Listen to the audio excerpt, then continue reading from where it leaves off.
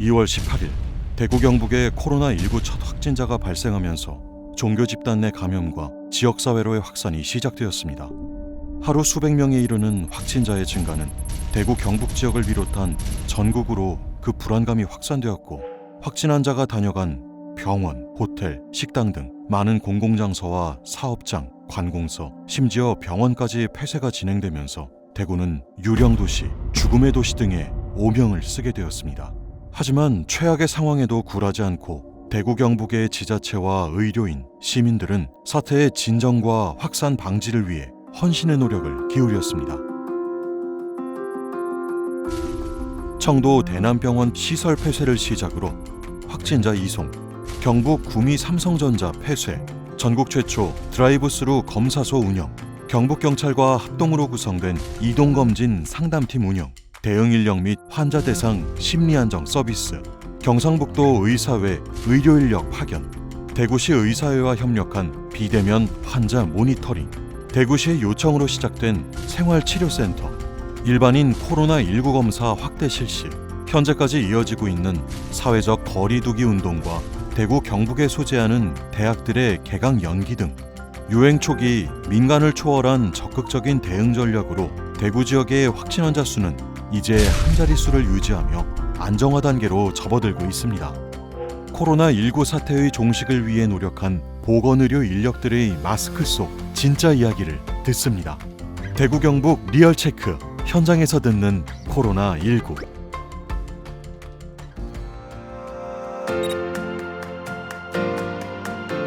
네, 아시다시피 2월 18일 날 첫 환자가 발생했었죠.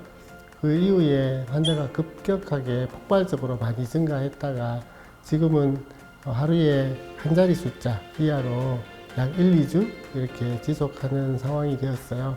그만큼 급박하게 많이 발생했던 환자 수는 대구시, 경북 등의 노력으로 많이 줄어들었다 이렇게 생각하고 있습니다. 감염병이니까 남에게 감염을 시킬 수 있으니까 굉장히 두렵고 어려움이 많았죠. 그래서 호흡기 전파 감염병의 진료를 할 때 음압, 격리병상이 필요로 했습니다. 대구의료원이라는 곳과 경북대학교 병원이 대표적으로 음압 설비가 있었지만 18개 정도에 불과했습니다. 그런데 환자의 수는 하루에 수십 명, 수백 명, 심지어 2월 29일에는 하루에 대구에서는 741명 정도의 아주 많은 환자가 생겼죠. 타 시도에도 요청을 하기도 하고 또 중앙에 연계를 해서 병원을 찾기도 하고, 우리 대구 경북 지역에서는 자체적으로 병상들을 늘려가는 노력을 했지만 초기에 그 부족함 때문에 힘들었던 것이 뚜렷했습니다. 우리나라는 공공과 민간 의료가 10대 90으로 민간 의료가 훨씬 더 큰 역할을 하는 나라입니다. 그런데 공공의료가 10%밖에 안 되니까 감당이 어려운데, 민간 의료의 효율적인 시스템이 공공의료를 받아서 같이 역할을 해서 공적인 이 위기 대응을 잘 해야 되는데, 대구 지역에서는 그 메디시티라는 이름으로 같이 협력하는 그런 의료 공동체적인 요소가 있습니다. 대구시의 위기를 대응하기 위해서 그 병원장들을 주축으로 그의 여러 가지 조직을 가지고 병상들을 확보하는 데 적극적으로 노력하고요. 이동형 음압기들을 달아서 환자를 보면서 안전하게 볼 수 있는 시설들을 3차 병원, 또 파티마 병원, 그리고 경북은 경북대로 이렇게 늘려가는 과정들을 거치면서 타시에 또 중앙에 전원하기도 하면서 그 어려움을 극복했고요. 한 가지 더 덧붙여야 되면, 환자들 중에서 약 80% 정도는 병원에 꼭 입원하지 않아도 되는 그런 경증, 심지어 무증상이 있습니다. 그런데 이분들이 갈 곳을 이렇게 마련하는데 생활치료센터라는 것들이 생기게 되고, 그분들을 그쪽으로 옮길 수 있게 된 것이 이 병상 부족을 해결하는 데 큰 도움이 되었다 생각합니다. 환자들 중에서 경증 환자들은 꼭 입원을 할 필요가 없는 상황이 되거든요. 그럴 때는 두 가지 옵션이 있습니다. 하나는 집에서 있는 방법, 하나는 Facility Isolation이라고 해서 시설 격리라고 하죠. 그런 방법이 있는데 자가에서 격리되어 있는 것을 자가격리라고 하는데 확진자가 자가격리를 하는 건 굉장히 위험하게 생각하거나 또 통제가 안 되는 면이 있습니다. 시설 격리를 그 다음으로 병상이 부족할 때는 생각할 수 있는데 대구에서 먼저 너무 많은 환자가 생기니까 이분들을 수용할 수 있는 시설 격리를 요청했습니다. 3월 2일 날 질병관리본부가 시설 격리라는 옵션을 감염병 예방법에는 원래 없는 옵션인데 허락을 했습니다. 그런데 시설 격리라는 개념을 이름을 붙일 때 생활치료센터라는 이름으로 붙어서 왔는데 시설 격리라고 하면 좀 격리를 시키는 데 초점이 있다면은 생활치료센터는 같은 개념이면서도 의료진도 파견하고 나빠졌을 때 환자를 다시 병원으로 옮길 수 있는 그런 여러 가지 대비를 하면서 만들어졌다고 할 수 있습니다. 그래서 약 80% 정도의 환자들을 그쪽으로 옮길 수 있음으로써 병원이 가지고 있는 병상들을 잘 유용하게 쓸 수 있었던 그런 점이 생활치료센터의 가장 큰 역할이었다 생각합니다.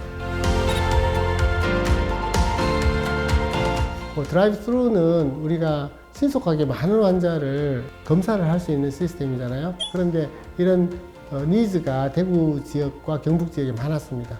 드라이브 스루 이야기들은 나왔을 때 그것을 빨리 적용한 것이 또 중요한데 7곳 병원에서 시작을 해서 다른 병원 그리고 선별진료소에서 받아들이기 시작했습니다. 이런 것들은 이 사태를 극복하기 위해서 많은 의료인과 또 지자체의 사람들이 창의적으로 아이디어를 내고 효과적으로 이 사태를 극복하는 데 큰 도움을 줬다고 생각합니다. 중앙에서의 지침이 있고 중앙에서의 결정이 있고 대구에서는 또 대구대로의 대응에 더 추가적인 대응들이 있었습니다. 대구에서의 대응에 대해서 감염병 관리 지원단 같은 곳에서 전문적인 이렇게 하시는 게 좋겠다라는 그런 조언들을 하게 되고요. 이것들이 잘 움직여 나가기 위해서는 대구시 의사회의 의사들의 또 봉사 같은 것들이 아우러져서 이 사태에 대응하게 되었는데 이렇게 우리가 독단적으로 한 사람이 다 결정할 수 있는 건 아니지만 협력해서 여러 단체 그리고 중앙, 지자체, 의료계 심지어 시민들의 동참으로 이 사태를 잘 극복하고 있다, 또 극복했다라고 생각합니다. 지금은 많이 이렇게 유행이 잦아들고 지금 주변에서 많은 환자들이 줄어드는 상황입니다. 시민들의 노력이 큰 역할을 했다고 생각합니다.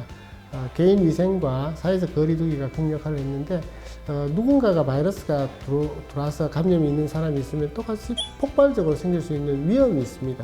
그래서 이런 것들에 대해서 내가 주의하고 다른 사람이 감염시키지 않도록 최선의 위생과 주의를 하면서 그런 것들을 생활화하고 정확한 정보에 따라서 지자체가 전한 정보, 정부가 전한 정보들과 함께 합리적인 결정들을 하시면서 다른 거짓 정보에 휘둘리지 않으시면서 남을 배려하는 그런 문화 이런 것들이 계속되어야 될 것 같습니다.